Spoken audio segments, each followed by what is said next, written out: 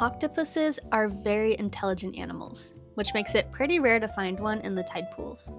It takes a lot of luck and consistency because they are masters of camouflage.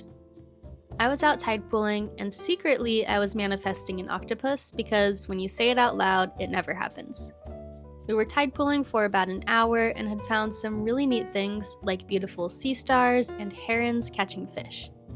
The sun was setting and it did not seem like we were going to find an octopus until we spotted this massive sea lemon, and hanging out right next to it, an octopus.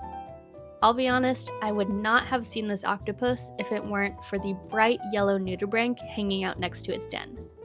The octopus was sitting there with its eyes out of the water, and I like to think it was observing us before we even noticed them. It moved around a bit, giving us a show before slinking back under the rock. I would never recommend touching an octopus because you don't want to stress it out, but they can also bite and are often venomous. However, if you put your fingers out and let the octopus decide if it wants to touch you, I do think that's okay. Octopuses have tiny suction cups on their arms that they use to move around and grab onto their prey, and they are surprisingly strong. This is a Pacific red octopus, which is a relatively small species that typically weighs less than a pound, and it had a lot of pull. In reality, it was likely trying to eat me, but it's always cool having a curious octopus hold your hand.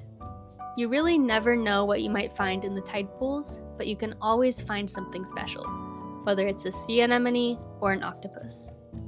I encourage you to go check out your local rocky beach during the next low tides. See what you can find, and remember to tread lightly and treat the animals with respect.